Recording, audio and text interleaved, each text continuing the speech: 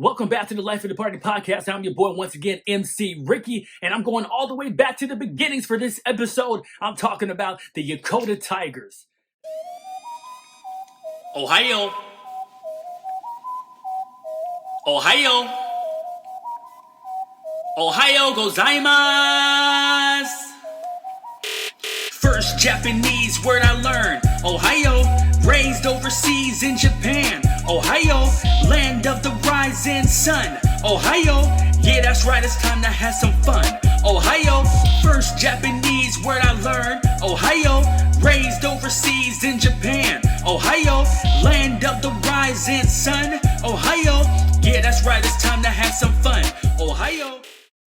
Welcome back to the Life of the Party podcast. I'm your boy once again, Emcee Ricky, and I'm going all the way back to the beginnings. My first episode, remember I mentioned the Yokota Tigers in the beginnings, so I thought, well, let me go ahead and let you know a little bit about the Yokota Tigers, what my experience was, once again, from my perspective, just, enlighten you about how entertaining and how fun and how much of delight this was for my childhood. And in the beginnings, I mentioned a little bit of what inspired me growing up, what I went through my childhood on the way to becoming a host MC.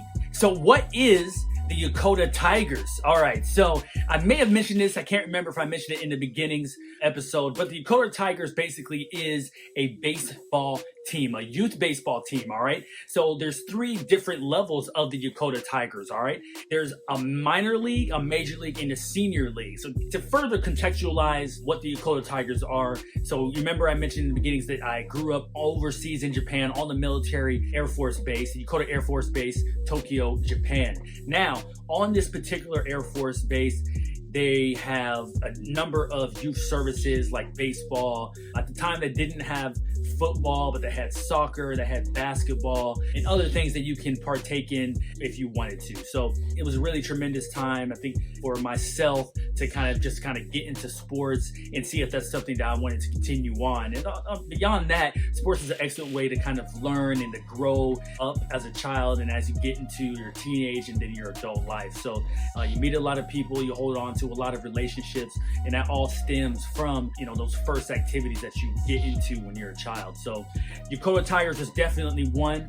Now, as far as the individual leagues, you had the minor league, which was pretty much 9 to 10-year-olds. You had the major league, which was 11 and 12-year-olds, and then you had the senior leagues, which was 13 and 14-year-olds. Now, depending on when your birthday lied in between those different leagues, you could have somebody who may be a little bit older, but once again, there is like a time period for those type of stipulations. But I'm going to go ahead and make this a 3-part series just because there's 3 different leagues and I played in all 3 different leagues. So I thought, well, let me go ahead and kind of talk about the Yokota Tigers and how it was for me in the minor leagues, how I got into baseball, this, that, and the other.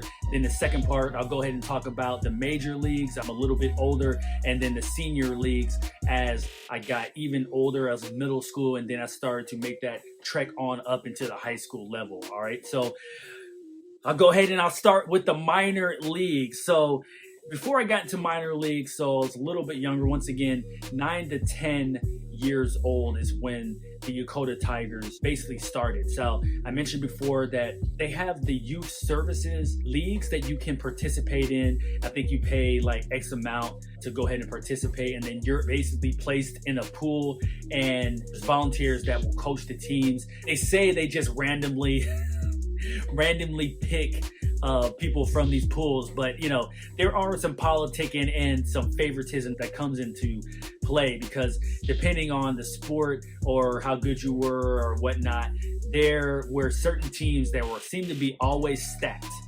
All right, won't call out the individuals, the coaches, or the players, but I think, and some of my friends, if they watch this podcast or listen to it, they can instantaneously, that team was stacked.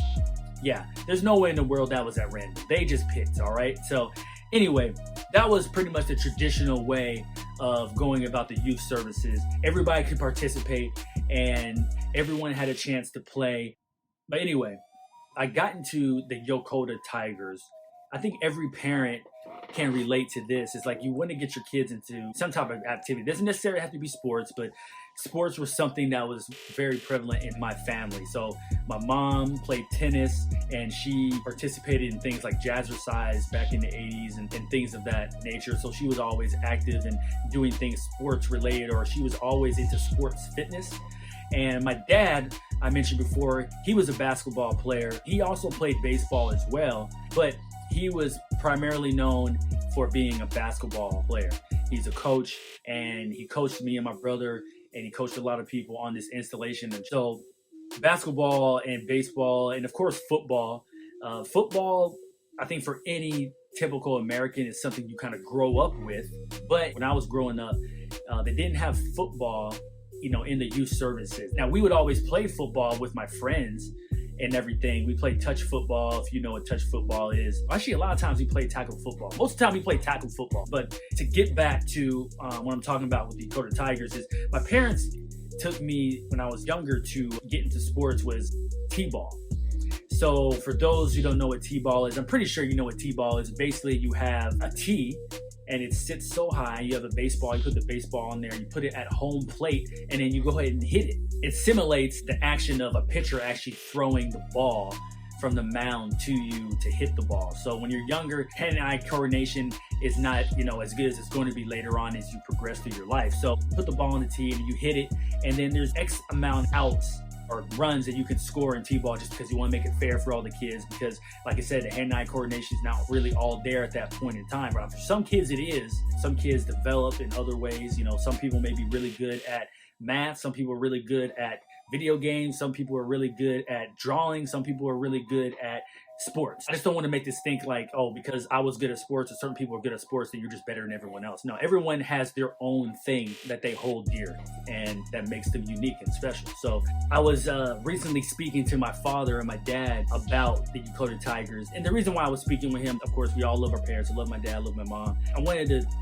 kind of get his perspective from how it was for him being a dad, kind of living vicariously through me in that moment. Because like I said, I was really young at that time, and there's certain things I remember or certain feelings that I have, but I don't know every single aspect of it. There's certain things I was trying to remember. So I just spoke to him, and he gave me some greater perspective. So I appreciate him for that. I was trying to figure out, how did I get into baseball? They wanted to get me something to get me outdoors, to get me involved in sports and be active rather than just staying at home. So the t-ball really helped out with that. What really kind of put me over the edge and what my dad was kind of surprised about is on Yokota Air Force Base, they have this field. It's called Wilkins Park. So all my Yokota fam or alumni will remember Wilkins Park. Now, actually, Wilkins Park is not there anymore. They actually built over Wilkins Park. They tore it down, they built over it. They now have this Japan self-defense aspect of the Japanese military there now. But back then, there's this place called Wilkins Park, and it was a big baseball stadium. And on the other side of the fence, where the outfield was, there was a smaller park that was used for all the youth services teams who played t-ball. But my dad told me that he remembered that there was something different about me the first time that he played catch with me. Of course, they bought me a glove, they bought me cleats, my parents, that is. And my dad was playing catch with me for the first time. And he was just kind of taken away by how I was picking it up so quickly and so easily. He was throwing the ball and I was catching it. First, he started underhand and I was catching it. So then he said, okay, let me try overhand.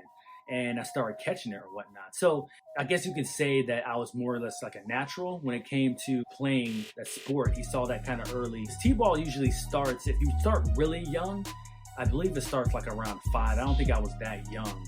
But like I said, the minors was like 9 to 10 years old. So I played a little bit in the youth services, but then I was actually playing on the Yokota Tigers. Now, there was this particular coach who was in the military, and he volunteered his time to coach the Yokota Tigers. His name was Coach Hawkins. I never forget him. He coached me in the minors and the majors. He was one of the assistant head coaches on the Yokota Tigers for that 9 to 10-year-old, and his son Victor was also there as well. But he actually approached my dad because he was basically looking for talent.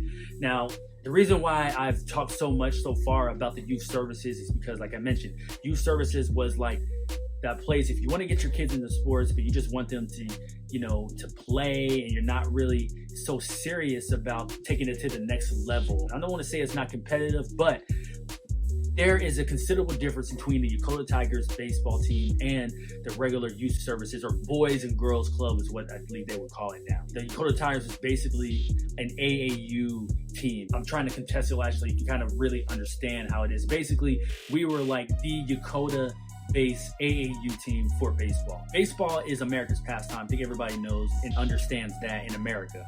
If you have ever been to Japan, or not even if you've even been to Japan, there's a lot of Japanese baseball stars that make it in the Japanese professional league, and then they go over to the United States of America to play. A number of stars, most notably you had Hideo Nomo, the pitcher who played with the Dodgers, Ichiro Suzuki, who is a member of the Oryx Blue Wave before he went to the Seattle Mariners, Hideki Matsui, who played for the Yomiuri Giants, which is basically like the Yankees of Japan. And before he actually went to the Yankees, won a World Series, and I believe he won an MVP and stuff like that. So there have been a number of Japanese stars that have been great enough to go to the United States and play exceptionally well in the major leagues. So as much as baseball is America's pastime, in Japan, it is as well. There's three pretty much major sports you can associate with Japan from my perspective, but you have sumo, which goes back a number of years, and then you have soccer, of course. Soccer is the world sport, of football is what they call it in Europe or other parts of the world. In America, we call it soccer. And then you have baseball. With baseball being so big in Japan, there's so many people that live in Japan, you have so many cities that have their own teams. So it was only right that why not have Yokota have one of these teams? I only played 1 year in the minor league before I moved up to the majors. But the thing is with the Japanese leagues is that the Japanese players and the coaches are extremely disciplined. In order for us to be able to compete, this is years ago, the Yokota Tigers was not for the faint of heart. There were tryouts. So for 9, 10-year-olds, for 11, 12-year-olds, 13 to 14-year-olds, you had to try out for the team every year. And the Yokota Tigers lasted the entire year, pretty much mirrored the Major League Baseball season. But we played year-round, I want to say about 8 to 9 months. And we always played on Sundays, and we practiced at least 3 times a week. You spent a lot of time just kind of honing your craft and getting ready to play Japanese baseball. And it was really neat to see this tradition when everyone lines up at home plate in a straight horizontal line, and then you take off your hat and you bow. You follow the traditions of Japan. That was really neat to participate in that. You did that at the beginning of the game, you did it at the end of the game. But once again, you had tryouts. And I remember in minor leagues, I played shortstop. Now, shortstop is pretty much reserved for, I guess you would say, maybe the more athletic players. Usually a shortstop, you have to have a lot of range. You have to have a strong arm for when the ball goes in the hole just between short and third. You got to be able to turn around, make that strong throw back to first base, make a throw to second base to turn a double play, or to come up after the second baseman throws it to you to turn a double play to throw it at first base. Usually the captain is kind of like the shortstop or the pitcher or the center fielder. It's somebody in a position where you have to constantly be able to conversate and communicate. So I played shortstop the first year, and we just did a lot of drills.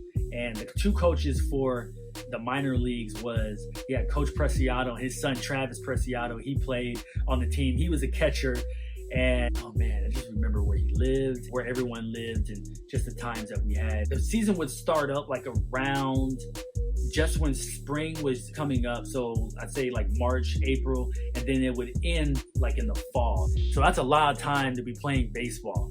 And like I said, we played every Sunday. We had trips to other cities.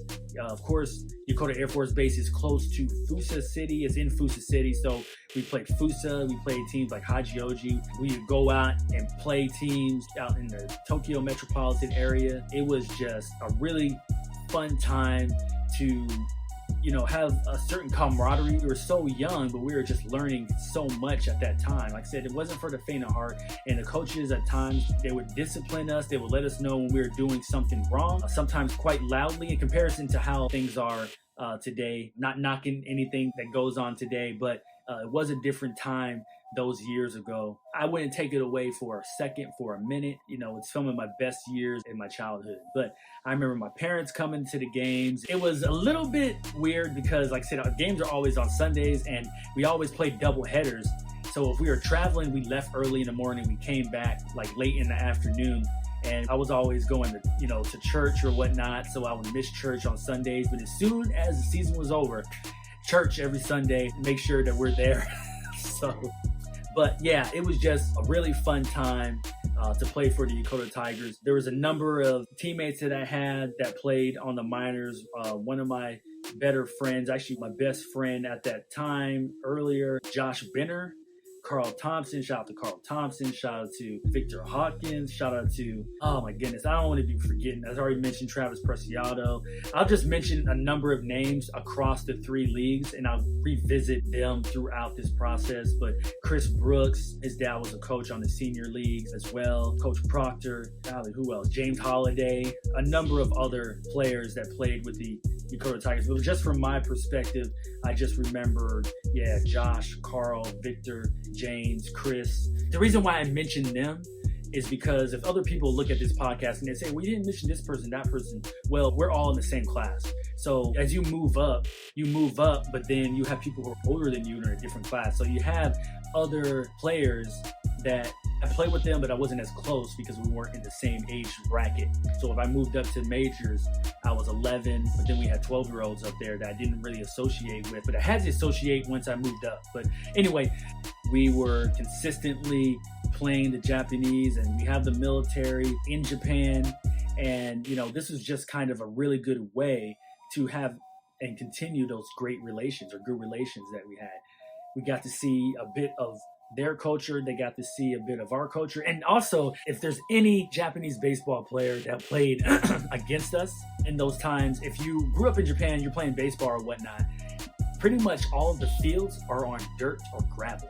We went to travel to play some of these teams. I remember we used to go out to Tama River. They had some baseball fields out by Tama River near the Yokota Air Force Base. But part of the tradition was you would kind of go through and pick the rocks, like the big rocks, because anyone who plays baseball knows is that you want true hops. What is true hops? No, for all my basketball players, ain't talking about you jumping up and dunking over somebody, all right? True hops is when a batter hits the ball and it hits that dirt or it hits the grass, you want to be able to calculate how it's going to bounce to you. Now, there's some that might say that, oh, well, part of being a baseball player is that you have to be able to move and adapt if there is a bad hop or something like that. But no, you want true hops, because if the ball is bouncing, you think it should go bam, bam, bam. If it's not a true hop, it hits the gravel and then it goes off somewhere. Every once in a while, it'll take a weird hop. And you didn't want that. Plus, we're kids. Sometimes when it takes a bad hop, it pops up and hits you in the face or hits you some other place that I won't say, but I think you kind of get the idea in the lower regions. But, when we went to the Japanese fields, we would kind of walk the field and help them kind of remove some of the gravel. But, man, you should have seen the faces of some of those Japanese baseball players when they came on base to our field, because, point intended, they were like little kids in a candy store, because like I said, they're coming from, these fields are dirt, all dirt. They're still really good fields, but they're multi-purpose. So if you're going to like a schoolyard will have just a large part, and they'll turn that into a baseball field, and they just use it for a bunch of things. On the base, we had a multitude of different baseball fields. So when they saw grass, just beautiful green grass in the outfield, and how we chalked up everything, baseball field, solely dedicated baseball field, they were just like, oh my goodness gracious. So, they conducted their pregame drills, batting practice. They did a lot of that all in the grass. But yeah, Yokota Tigers was not for the faint of heart. The coaches came out from the get-go and said, hey, look, you got to try out. Now, my dad would tell you, look, I was pretty much already on the team because I was pretty good at that age, the 9 to 10-year-old range. I played shortstop. But yeah, they would come out from the get-go and they tell all the parents that it's the base team. We're playing some really good competition. And in order for us to compete, we got to have these tryouts and prepare your kids for a certain type of discipline instilled to help prepare us for us. Because the Japanese, like I said, they had their heads shaved. When the Japanese coaches came up, they took their hat off, they bowed their head, they listened, they took it, and they went back out on the field. They made a mistake, this, that, and the other. So we kind of mirrored it on our own way, so to speak.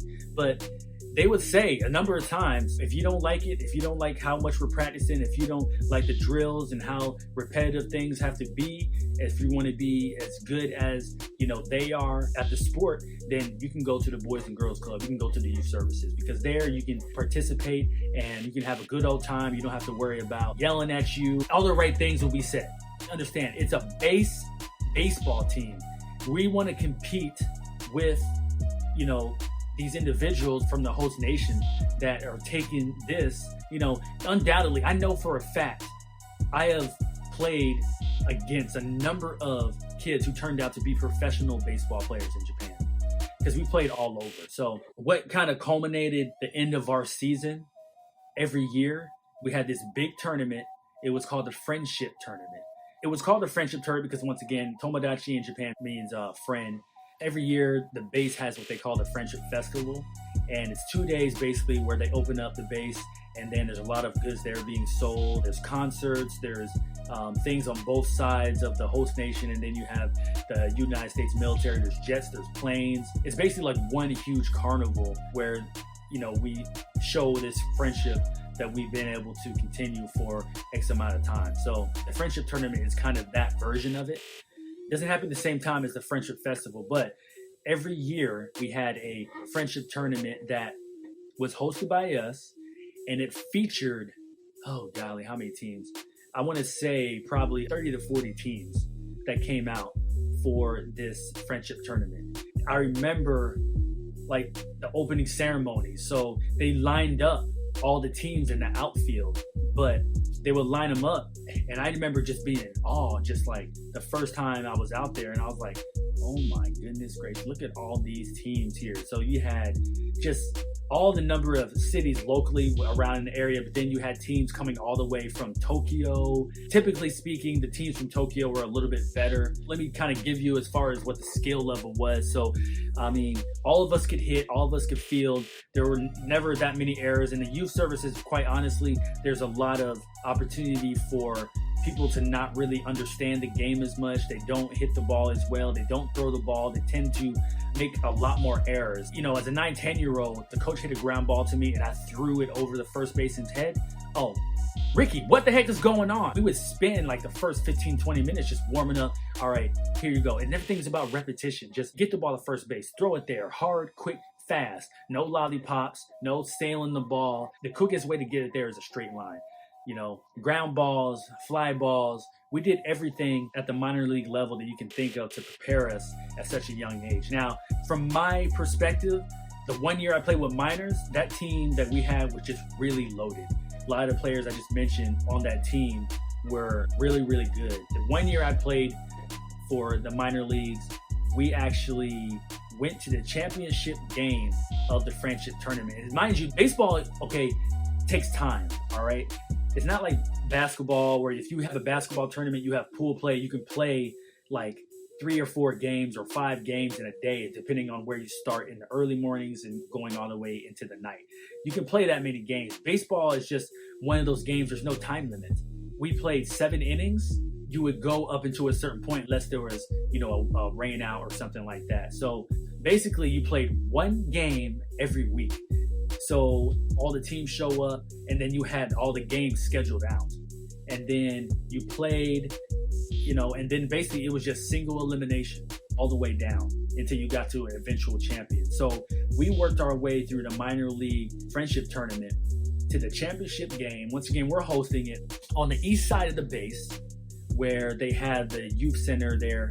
I believe it's still there now, but anyway, it's packed because we're in the championship game. There's been so many teams that have come and gone. They're eliminated. I don't even remember what team we were playing, but this team was legit. But we were just really, more talented than them. And I remember I actually hit a grand slam in that game. It was actually in the park. I hit an in the park grand slam in that game, but we ended up winning the game pretty convincingly. We scored a lot of runs in one of the later innings, and then we went on to hold on. But yeah, there was just a lot of people in the crowd, a lot of people going crazy. It was really good for the program that year. That minor league team, we went out and we won a lot. that year. We would go out to the other Japanese baseball fields and play the teams, and we would beat them. There were some games that we lost, but when we had the friendship tournament here, that's when we chose to really put on a show, and we did. So I never played youth services baseball after that initial year of playing for the Yokota Tigers. Once again, just for myself personally, I can't speak for any of my other mates as far as, you know, how they speak, but I would guess that they feel the same way. I always looked at youth services as kind of a, you know, I don't want to play that because I want to be known as the best. I want to be challenged. I want to play. I want to continue to develop this relationship with a lot of these Japanese kids and whatnot. Later on, I'll talk about when I do the next episode in the majors or whatnot, some of the different activities that we did with them. But I wanted something to challenge me. I really loved baseball. It was just a time that I really learned a lot as far as how to hone your craft and how to get better at something. You just can't go to one practice a week and expect to get better if you truly want to get better. Like, somebody who complains about not getting better but doesn't put in the work is not going to get better unless you're like an X-Men or something, and anything that you see you automatically can do. You know, I'm telling you, I can't stress that enough just how intense some of the practices were, even at 9 and 10 years old. Like, I mean, I don't want to say we were just being dragged through the mud or anything, but, you know, we came out and we'd run laps around the field. If we made a mistake, we'd run laps around the field. If we made another mistake, we'd run laps around the field more. The best thing about the Yokota Tigers is that because we were so much around each other, those ended up being like my friends. I actually hung out with them. We went out and played video games. We played other sports together. But we always came back and played baseball. If you were to ask us this back then, we probably would have a different answer. But looking back on hindsight, we were basically a model for how we wanted to present Yokota. It's like, hey, we're over here, we're a long way from home, but we're here to show that we love the game of baseball. We would love to play it with you, have a competitive game, and after that, go ahead and chalk it up, have a good time until the next time. So, golly, what else can I say about the Yokota Tigers? I mean, there were certain aspects from the youth services that came up to the Yokota base team. So, of course, the pitchers every year. So we had our own baseball cards and things of that nature. I'll talk about that in the next episode, how I got into collecting baseball cards and stuff. 9 to 10-year-old minor league baseball was me just getting into a sport, learning the craft, knowing what it takes to, when you have the talent, develop your game even more to turn that into like a skill that you can, complete and have through the rest of your life. So my dad came out and basically he told me I was kind of a natural, and then somebody he knew of, Coach Hawkins, kind of reached out to him, and then I tried out for the team, immediately was placed on the team as the starting shortstop, and then we went on to win the friendship tournament that year where it was just jam-packed. So like I said, this is just the first episode when I'm talking about the Yokota Tigers, the minor league level. It was just so much of a difference between the youth services and the and the base team, because literally I don't want to seem like it's wrong. God, they don't say it. Sometimes we felt like the youth service was kind of like little sissies sometimes, complaining about stuff. It's like, somebody would miss a ground ball and they just be like, it's okay, try again. It's okay, try again. It's okay. No, it's not okay. Man, if you can't cut it, sorry, you can't cut it. So that's the type of things that would go on at the Yokota Tigers. Like I said, totally different time. That's how you communicated. But all the parents, what was the great thing? All the parents and all the kids were on board for it. And if you came home and you complained, oh, so-and-so yelled at me, blah, blah, blah. So what happened? I couldn't. What you got to do, you got to practice. You got to make sure as you hone your craft. If it's something that you feel like you're not ready for, you don't want to do, then I'll talk to the coach and then, oh, no, I want to do it. I can do it. And then 9 times out of 10, you get in there and you put in the hard work and you were repetitive with it and you did it the same way every time.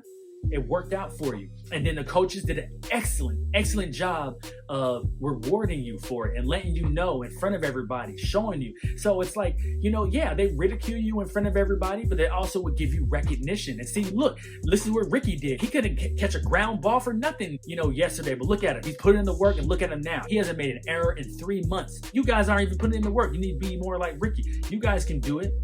Not to say it would happen like that every time, But that was the type of conversation and what type of thing you had to expect from and see from the coaches. We are competing with this extremely disciplined culture of Japan, whereas, honestly, athletically, we were always a little bit better, I would say. And this is once again just from the teams that I played on. But the Japanese always had that discipline, and it's like they all feel the ball the same way. They catch the ball, feel it, throw it. I mean, their mechanics were just on point. Every one of them were on point. You very rarely saw one of them that wasn't good or didn't have that mechanical aspect to their game. But that was because if you didn't, you weren't on the team. Period. We said, look, if you don't have the skill, if you don't have the talent, if you're not willing to put in the work, don't even come out here. We're on here, we're representing the base. We want to compete, you want to win. We need people who are dedicated. If you're not dedicated, then that's okay. There's nothing wrong with that, but this is not the place for you. You need to go to youth services where everybody is going to get some playing time. Everybody is going to get a trophy or get a medal or something like that. So we had things like that back then, but there was a base team for certain age groups where that was the top tier. We were like the all-star team. Tremendous experience. Really loved it. It was great to kind of chalk it up with my dad and kind of relive some of it. That was just the minor leagues. I'll get back in the next episode with majors. The third part, I'll talk about the seniors.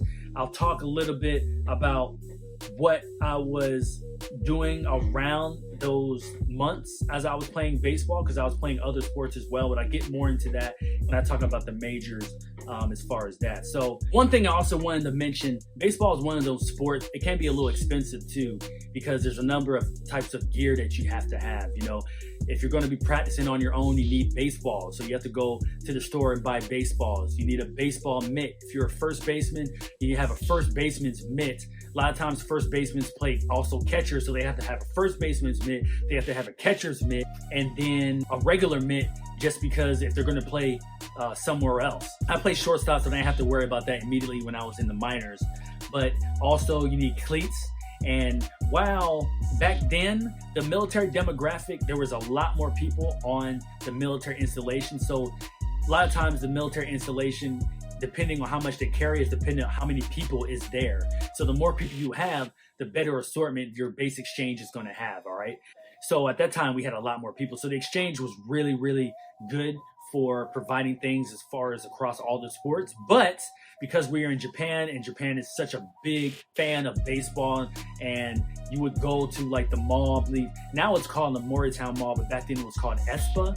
And they had a sports store there, and that's where my mom and dad used to always take me to get all of my baseball gear. So I got my batting gloves, I got my baseball mitts, I got my cleats, the metal cleats. Yeah, the cleats I got were Mizuno, which is a notable brand in Japan. I'm not sure if it still is now, but Mizuno back in the day, we would go there every year because, you got to replace the mitt every once in a while, but you got to break it in. How do you break it in? You get a ball, and you just put a ball in it, and wrap a rubber band around it and just leave it in there. And you need to break it in because it's really stiff when you first get it. And then once you break it in, man, it's just like, woo, you can catch anything. Man, I just thought about that. I remember just my dad and my mom taking me to those stores to get all the new gear. Big shout out to my mom. And the reason why I say that is because first and foremost, all the games were on Sunday, so I was missing a lot of church or whatnot. But you ever play baseball, and me playing shortstop, the infield is in the dirt. So there are a number of times I'm diving for the ball, or a number of times where it's really windy and the dust is blowing. So you come home and I just got dirt stains and grass stains and from practice. And we're practicing 3 to 5 days a week sometimes for an hour and a half to 2 hours. And my mom was a soldier. She'd go to work, early in the morning, come back, and would go over us with our schoolwork, and then how I was practicing everything. Then she washed the clothes, and I don't know what she did to get them stains out, but did an absolute amazing job. Mom, I love you for it. Thank you so much. Oh my gosh, you're amazing. Oh man. And then my dad, just thanks for being there. No, thanks for getting me into the sport. Some other kind of traditions that we had with the Yokota Tigers is that in youth services, typically speaking, at the end of every game, we'd have one person bring the snacks or something like that, the orange slices. So that was something that carried over to the base team as well, but it was just further amplified because, once again, we are going through so much. And I ain't gonna lie, there was more than a few times where there were some tears in our eyes from the practices and from the games and stuff like that. But once again, it was all for the better. It really made a lot of us who we are today because of what we had to see at such an early age in order to strive and push to achieve a goal. At least that's how I see it. That's about it for this episode when I'm talking about the Yokota Tigers, the minors, 9 to 10-year-olds. We won the friendship tournament. Man, that was a tremendous feeling. I believe my dad still has some of the medals. He said he's going to send it to me or he's going to send pictures of it. So I may have pictures that I'm showing right here. If I'm not, I'm sorry. Right here, I'm sorry. But once again, thank you guys for liking and subscribing to my podcast. Life of the Party podcast. I've gone all the way back to the beginnings talking about the Yokota Tigers. Stay tuned. You can listen on, of course, Apple Podcasts, Spotify, iHeartRadio, or wherever you get your podcast. Of course, check out my YouTube channel. That's Ricky Ricardo, or simply put in the Google search, Emcee Ricky. You'll see all my videos pop up. That's EMCEE. RICKY. Emcee Ricky. Give me a follow, give me a like, subscribe, and drop me a line. I appreciate you guys once again, but you know what I'm about to say right here, right now. Oskar sama deshita. I'll see you guys in the future.